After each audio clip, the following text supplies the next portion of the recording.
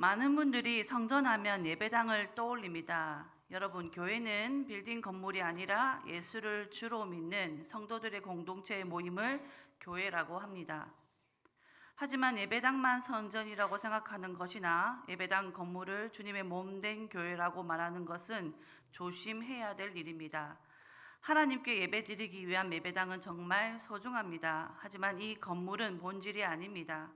구약 시대에도 성전은 하나님의 임재를 상징하는 장소였지 성전 자체가 하나님은 아니었습니다. 또 성전에만 하나님이 임재한 것도 아니었습니다. 성전 건물 자체보다 성전에 임하시는 하나님을 찬양하고 하나님께 기도하고 하나님을 예배하는 예배자의 삶을 사는 것, 이것이 더 중요한 것입니다. 그런데 성전의 참된 의미는 사라져버리고 크고 화려한 성전, 위엄을 갖춘 성전 자체에 의미를 부여해 버렸습니다. 그런데 예수님을 따르던 제자들도 당시에 그런 생각을 하고 있었던 것입니다. 오늘 본문에 그런 것들이 드러납니다. 오늘 본문은 예수님께서 성전에서 이런저런 말씀을 하시면서 성전의 본연의 의미와 상관없는 일을 하시는 분들을 꾸짖어 주시고 또 장사꾼들을 내쫓는 일을 하면서 다시 나갈 때 하신 말씀입니다. 1절에 보니까 예수께서 성전에서 나가실 때에, 그러니까 주님께로부터 성전은 어떤 곳이어야 하는지, 뭐가 중요하고 뭐가 중요하지 않는 것인지 이런 말씀을 다 하셨고 몸으로도 보여주셨습니다. 그런데 제자 중 하나가 묻습니다. 선생님, 보십시오. 이 돌들, 그리고 이 건물들 대단하지 않습니까? 감탄사를 연발하며 예수님께 말을 합니다. 성전의 웅장함과 화려함에 도취되어서 감탄의 말을 내뱉던 것입니다. 실제로 당시 예루살렘 성전은 그 규모나 사용된 건축 기술들과 자재들 모두 굉장한 것들이었다고 합니다. 당시 예루살렘 성전은 헤롯 왕가에서 정치적인 목적을 가지고 짓고 있는 중이었습니다. 왜냐하면 헤롯 왕은 당시 예루살렘의 정통 왕과 다윗의 혈통이 아니었습니다. 이둠의 사람이었습니다. 그래서 헤롯 왕가에서는 이스라엘 백성들의 환심을 사기 위해서 이스라엘 백성들이 소중하게 생각하는 성전을 최대한 크고 웅장하고 화려하게 지어주기로 작정한 것입니다. 또 실제로 당시 헤롯 왕은 건축의 천재였다는 말이 있을 만큼 건축 기술도 대단했던 것 같습니다. 성전은 건축 기간만 해도 BC 19년부터 AD 63년까지 무려 80년에 걸릴 만큼 대공사였습니다.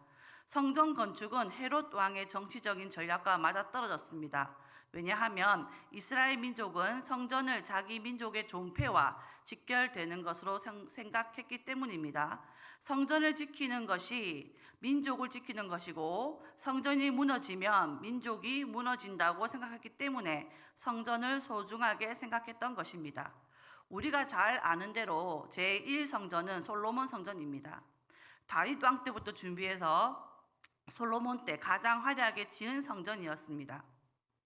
그런데 이스라엘이 범죄함으로 말미암아 하나님의 심판을 받아서 바벨론 제국 BC 586년에 빼앗기고 황폐해져 버렸습니다.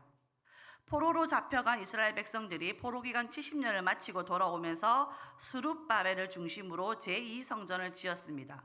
총독 느헤미야, 학사 에스라, 선지자 학개, 스가랴, 말라기 같은 지도자들이 힘을 실어 주었고 성전을 완공하고 눈물을 흘리며 봉헌식을 했던 것입니다. 성전이 회복되면 이스라엘이 회복될 것이라고 기대했습니다. 그러나 제2성전마저도 로마군으로 인해서 파괴되었습니다. 유대 민족의 자존심이 완전히 바닥나 버린 것입니다. 이런 상황에서 헤롯이 왕이 되면서 엄청난 성전 개축 및 건축 계획을 세우고 또 실제로 성전이 지어져 가고 있습니다. 세 번째 예루살렘 성전인 것입니다. 아까 보신 사진의 화면처럼 제1성전 솔로몬 성전보다 헤롯 왕이 지은 헤롯의 성전이 훨씬 더 크고 웅장했습니다. 특별히 명절에 몰려드는 유대인들을 모두 수용하기 위해서 성전 크기를 가로 세로 360m 곱하기 460m 정도로 굉장히 크게 확장했습니다. 사진에 보시면 솔로몬의 성전도 굉장히 화려했다고 했는데 지금 헤롯의 성전은 솔로몬의 성전의 거의 2배 가까이 되는 크기로 지었습니다. 성전 뜰을 확장하기 위해서는 낭떠러지로 되어 있는 지형을 자재를 설치해서 어마어마한 인공벽을 세우기도 했다고 합니다. 당시 건축 기술로 볼 때 이 건축물은 주변국의 다른 어떤 건물과 비교해도 손색이 없을 만큼 대단한 건물이었다고 합니다. 그래서 이스라엘 백성들은 헤롯이 다윗의 정통 왕가가 아니어서 비난하다가도 헤롯이 지어준 웅장한 성전에 대해서는 자부심을 가졌다고 합니다. 누가 지어주든 무슨 돈으로 지었든 일단 우리를 위해 지어준 예루살렘 성전이 크고 화려하면 된다고 생각했던 것입니다. 오늘 본문의 예수님의 제자들마저도 그렇게 생각하여 예수님 돌들이 대단하지 않습니까? 성전이 엄청나게 웅장하다면서 자랑을 했던 것입니다. 유대인들은 크고 화려한 건물, 웅장한 건물로 자신들의 민족의 자존심이 세워지고 웅장한 성전으로 인해서 신앙적 자존심도 세워지고 웅장하고 화려한 성전 때문에 거기에 임재하시는 하나님도 웅장하신 분으로 추앙받을 거라고 착각하는 것입니다.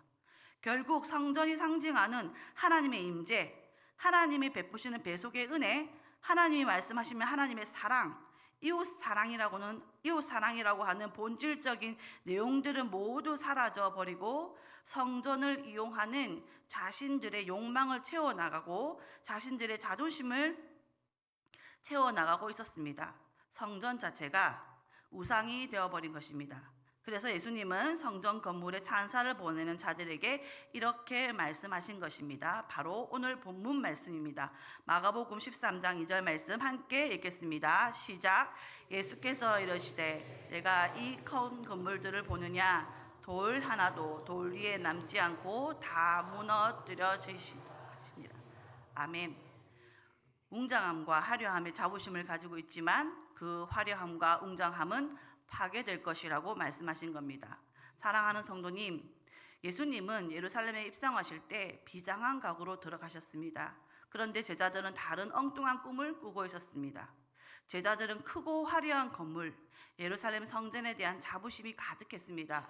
그래서 예수님께서 로마 군대들이 점령하고 있는 성전에서 로마 군대를 모두 쫓아내어 주셔서 건물을 지키고 보호해 주기를 바랬던 것입니다. 그들은 하나님을 찾고 경배하기보다 세상보다 더 강한 힘과 권력과 세상보다 더 넉넉한 부와 명예를 하나님의 이름으로 받아서 안정과 평안을 누리고 싶었던 것입니다. 하나님을 섬기는 것이 아니라 자신들의 안락과 평안, 자신들의 삶을 지키고 싶었던 것입니다. 자, 하나님을 섬기는 것이 아니라 하나님을 통해서 자신들의 유익을 얻고 싶었던 것입니다. 바로 우상인 것입니다. 지금 예수님께서는 바로 그들의 잘못된 이 성전 우상주의를 질타하시고 하나님보다도 이 세상의 힘과 권력과 명예와 그리고 이 세상에 편리한 거 있어 이 세상의 안락함에 취해서 그것을 얻으려고 하는 성전 우상주의를 야단치신 것입니다. 여러분의 세상에 크고 강하고 화려한 것을 찾는 우상을 버리시기를 바랍니다. 그 대신 낮고 천한 몸으로 오셔서 겸손하게 섬기신 주님을 예배하시기를 바랍니다. 사람들은 예수님께서 공생애를 시작할 때 갈릴리 변방에서 사역하다가 점차 예루살렘 쪽으로 가까이 가서 마지막 세를 모아서 예루살렘에서 강한 힘으로 로마 제국을 몰아낸다고 생각했습니다. 제자들도 그렇게 생각했습니다. 아닙니다. 예수님은 탄생하실 때부터 비천한 몸으로 구유에서 태어나셨습니다. 늘 나사렛 동네에서 갈릴리에서 천한 자들과 함께 있다가 예루살렘에 올라갈 때도 예루살렘을 정복하러 간 것이 아닙니다. 사람들의 세력을 결집해서 힘으로 로마 군대를 몰아내려 간 것이 아니라 처음부터 끝까지 낮은 자리로 가셨고 예루살렘으로 가시면서 더 낮은 자리로 가셨습니다. 그리고 예루살렘에 가신 것은 죽으려고 가셨던 것입니다. 그래서 예수님은 세 차례나 자신의 고난과 죽음을 3번씩이나 거듭 예고하셨습니다. 그런데 그 말을 못 알아들었습니다. 예루살렘에서 예수님이 입성하실 때 가지를 흔들고 개선 장군인 것처럼 말탄 장수인 것처럼 사람들이 환영했습니다. 하지만 실제로 예수님은 겸손하여 나귀를 타고 예루살렘에 입성하셨습니다. 예수님은 나귀를 타고 가는데 사람들의 머릿속에는 나귀를 말로 보고 예수님은 겸손하여 종으로 가는데 사람들은 왕으로 생각했던 것입니다. 마가복음 11장 9절에서 10절입니다. 9절에 앞에 가고 뒤에서 따르는 자들이 소리를 지르되 호산나 찬송하리로다. 주의 이름이여 오시는 이여 찬송하리로다. 오는 우리 조상 다윗의 나라여 가장 높은 곳에서 호산나 하더라. 아멘. 많은 사람들이 환영을 하니까 제자들은 자신들이 대단한 사람이라도 된 것처럼 착각을 한 것입니다. 예수님을 환영했지만 실제로 그들 마음속에는 엉뚱한 예수님을 생각하며 환영했던 것입니다. 예수님은 힘이 아니라 약함으로, 굴림이 아니라 섬김으로, 정복이 아니라 자신의 죽음으로 세상을 바꾸어 가고 계셨습니다. 그래서 제자들은 그 생각을 전혀 하지 못했습니다. 온 마음속에 강력한 메시아, 힘있는 메시아, 크고 화려한 메시아, 로마 군인들을 정복해버리는 메시아, 우리를 풍요롭게 해주고 많이 가진 메시아를 생각했던 것입니다. 그렇게 주님을 오래 따라다니면서도 오해를 한 것입니다. 혹시 크고 화려한 성전을 자랑스러워했던 제자들처럼 여러분들은 예배당을 드나들면서 여전히 세상의 헛된 것을 우상 삼고 헛된 것을 추구하고 있지 않습니까? 오늘 우리에게 주시는 주님의 말씀이 무엇입니까? 생명이 없어서 무너지면 끝나는 건물, 화려하고 웅장해서 대단해 보여도 얼마 지나면 다 없어질 그런 것들이 여러분의 힘이 되는 것이 아니라 낮은 자리에서 항상 섬기셨던 주님, 생명 되신 주 예수 그리스도, 생명 되시기 위해서 십자가에 죽으시고 부활하신 주님, 그 주님이 나의 힘이며 나의 반석이며 나의 피할 바위이십니다. 나도 주님을 따르겠습니다 고백하는 우리 모두가 되시기를 바랍니다. 두 번째로 반드시 기억해야 될 것은 오늘 주님의 말씀은 이제 더 이상 건물, 성전이 없다는 것입니다. 마가복음 13장 2절 오늘 본문 말씀에 보면 예수께서 이르시되 내가 이 큰 건물들을 보느냐, 빨간 거 같이 읽어보겠습니다. 시작. 돌 하나도 돌 위에 남지 않고 다 무너뜨려지리라. 아멘. 이 말씀은 더 이상 성전 건물이 필요 없어질 것을 선포하신 것입니다. 예수님이 친히 십자가에 죽으심으로 더 이상 제사가 필요 없어졌고, 제사가 필요 없으니 제사장도 필요 없고, 제사나 제사장이 필요 없으니 성전도 필요 없어진 것입니다. 예수님이 무너뜨린 성전 건물을 우리가 다시 세우려 해서는 안 되는 것입니다. 예수님께서 십자가에 죽으실 때 많은 일들이 일어났습니다. 그 중에 중요한 사건 중 하나가 성전 휘장이 위에서부터 아래로 찢어졌다는 것입니다. 마태복음 27장 50절에서 51절입니다. 예수께서 다시 크게 소리 지르고 영원히 떠나시니라. 이에 성소 휘장이 위로부터 아래까지 찢어져 돌이 되고 땅이 진동하며 바위가 터지고, 아멘. 성전된 예수님이 몸이 찢어질 때에 성전 휘장이 위에서 아래로 찢어져 버려서 더 이상 성소, 지성소 구별할 필요가 없어졌고, 하나님이신 예수님이 친히 온전한 제사장이 되어 양이나 소가 아닌 당신의 몸을 제물로 완벽하게 드리셨기 때문에 더 이상 제물과 제사와 제사장이 필요 없어졌다는 것을 선포하신 것이 바로 성소 휘장이 찢어진 것입니다.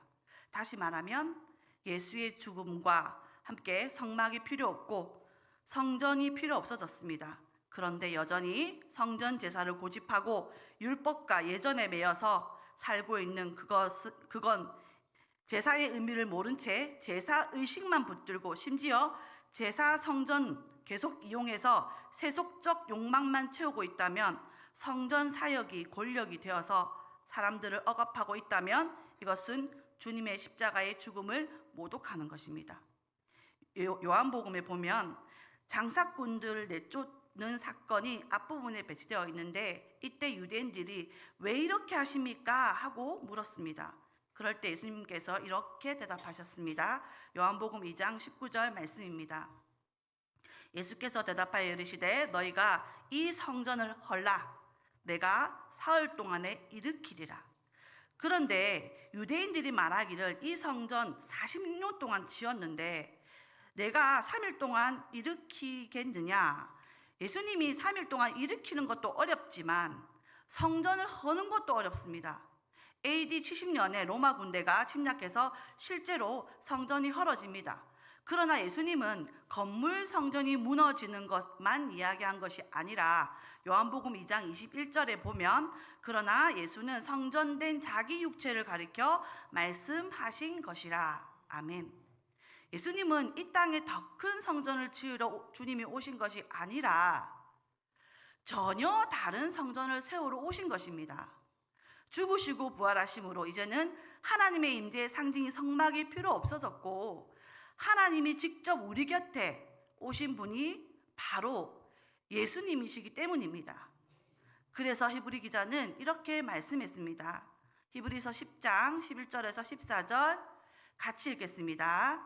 시작. 제사장마다 매일 서서 섬기며 자주 같은 제사를 드리되 이 제사는 언제나 죄를 없게 하지 못하거니와 오직 그리스도는 죄를 위하여 한 영원한 제사를 드리시고 하나님 우편에 앉으사 그 후에 자기 원수들을 자기 발등상이 되게 하실 때까지 기다리시나니 그가 거룩하게 된 자들을 한 번의 제사로 영원히 온전하게 하셨느니라. 아멘. 예수 그리스도가 바로 그렇게 하셨다는 것입니다. 사랑하는 성도 여러분, 예수님의 십자가의 죽음이 완전한 대속을 이루셨음을 믿으십니까? 더 이상 제사 드릴 필요 없음을 믿으시기를 바랍니다. 그의 부활로 우리는 언제나 하나님의 자녀가 되었고 새 생명을 얻게 된 것입니다. 그의 부활로 교회 공동체가 함께 예배하고 교제하고 교육하고 전도하고 또 이웃을 섬기기 위해서 건물은 필요합니다. 하지만 사람들의 생명을 소중히 여기고 하나님께 영광을 돌리는 마음으로 무슨 물건을 만들더라도 무슨 장사를 하더라도 어떤 예술작품을 만들어도 거룩한 하나님이 임재 앞에서 서 있는 자세로 하면 바로 그것이 성전이 된다는 것입니다. 우리의 삶은 영적 제사를 드리는 삶이기에 제사, 제단 이런 말 물론 사용할 수 있습니다. 사도 바울도 우리 몸으로 하나님께 영적 제물을 드리는 제사를 드리라고 했습니다. 이 말은 예배당에서만 제단이 있는 것이 아니라는 것입니다. 우리 모든 성도들이 성도이고 성도로 살아가는 직업이 성직이고 여러분의 삶의 현장이 예배처가 되어야 한다는 것입니다. 주님이 십자가에서 다 완성하셨기 때문에 다시 옛 성전을 지을 필요가 없고 사라진 제사를 다시 드릴 필요가 없습니다. 주님 한 분이면 충분한 줄 믿습니다. 십자가면 충분합니다.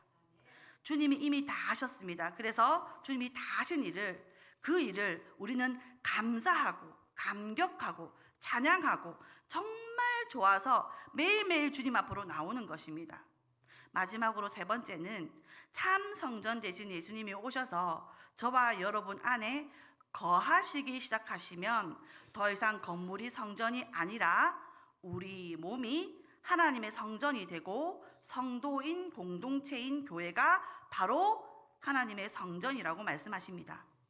그러니까 더 이상 이제 건물이 아니라 여러분의 몸을 아름답고 거룩하게 가꾸어 가시고 또 성도들의 공동체인 교회를 아름답고 건강하게 세우는 것이 진짜 성전 건축인 것입니다. 고린도전서 6장 19절에서 20절에 보면 너희 몸은 너희가 하나님께로부터 받은 바 너희 가운데 계신 성령의 전인 줄을 알지 못하느냐. 너희는 너희 자신의 것이 아니라 값으로 산 것이 되었으니 그런즉 너희 몸으로 하나님께 영광을 돌리라. 아멘. 하나님의 아들 예수님의 생명값을 치루어서 성도들의 몸이 더 이상 이제 내 것이 아니라 하나님이 것이 되었고 주님의 것이 되었습니다. 주님이 우리 속에 거하시겠다고 하십니다. 하나님이 더러운 우리 속에 거하겠다고 말씀하시고 내가 은혜로 너희를 거룩한 백성 삼았다고 하시고 내가 거기 가서 살겠다고 하십니다. 우리 몸은 그런 몸입니다. 그리고 우리 몸으로 하나님께 영광을 돌리라고 했습니다. 그런데 내 몸 내가 알아서 할 테니 주님은 신경 쓰지 마십시오 라고 함부로 말씀하시면 안 됩니다. 내 몸은 내 몸이 아니고 주님의 것인 줄 믿습니다. 고린도후서 6장 16절입니다. 함께 읽겠습니다. 시작. 하나님의 성전과 우상이 어찌 일치가 되리요.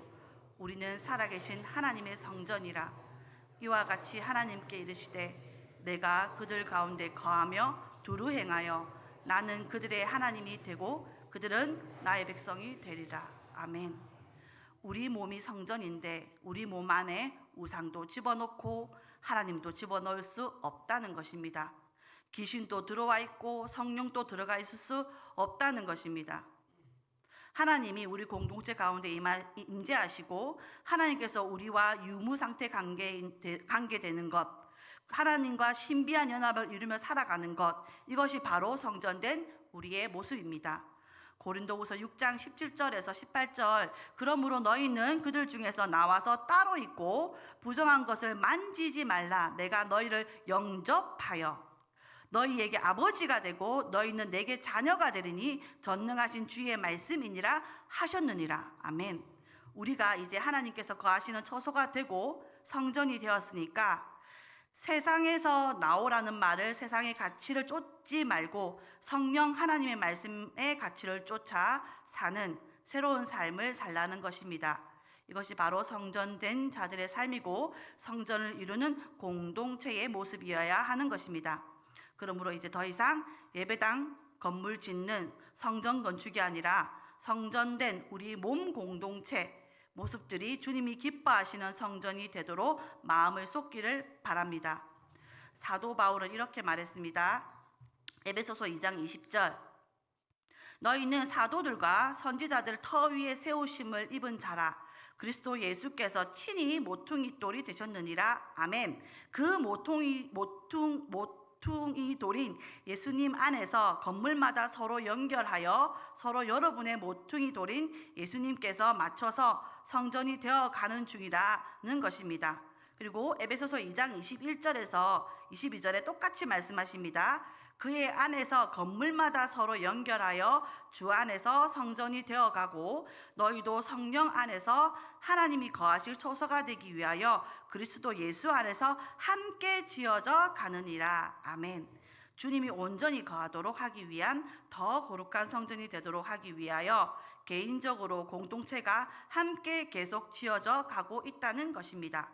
오늘 우리가 정말 지어야 될 성전은 건물 성전이 아니라 우리 삶으로 성전을 지어가는 것입니다. 개인적으로 교회 공동체가 함께 힘을 합쳐서 함께 주님의 몸된 거룩한 교회 거룩한 공동체를 이루어가서 주님은 이런 모습이구나. 우리 교회를 통하여 우리 개인 성도의 삶을 통하여 예수님이 어떤 분인지 증명하고 보여주면 진짜 우리가 드릴 예배라는 것입니다. 로마서 12장 1절에 말씀하시기를 그러므로 형제들아 내가 하나님의 모든 자비하심으로 너희를 권하노니 너희 몸을 하나님이 기뻐하시는 거룩한 산 제물로 드리라. 이는 너희가 드릴 영적 예배니라. 아멘. 그러므로 앞에 로마서 1장부터 11장까지는 복음이 무엇인지 말씀했습니다. 이 복음을 받은 여러분, 제가 여러분께 모든 하나님의 자비하심으로 권면하는데 여러분의 몸을 하나님이 기뻐하시는 거룩한 산 제물로 드리십시오 라는 말씀입니다. 우리 삶을 주님의 뜻에 합하게 살아가는 것, 개인의 인격이 주님을 닮아가고 공동체가 주님의 뜻을 펼쳐내는 것, 이런 것이 진짜 성전 건축입니다. 참 성전은 주님이 임재해 계신 곳입니다. 참 성전은 주님을 만나는 곳입니다. 그렇다면 우리가 지금 은성교회 예배당에서 드리는 지금 예배는 주님의 이름이 정말 높임을 받고 하나님의 임재가 있고 우리가 드리는 찬양을 주님이 받으신다면 여기가 성전이 맞습니다. 여기만 성전이 아니라, 이 특별한 건물만 성전이 아니라 예배당 문을 나서서 운전대를 잡고 있는 그 차 안에서도 성전이 되게 하시고, 내일 거래처를 만날 때 직장에 출근해서도 가사일을 하면서도 그곳에 주님이 임재하셔서 성전이 되게 하시기를 간절히 바랍니다.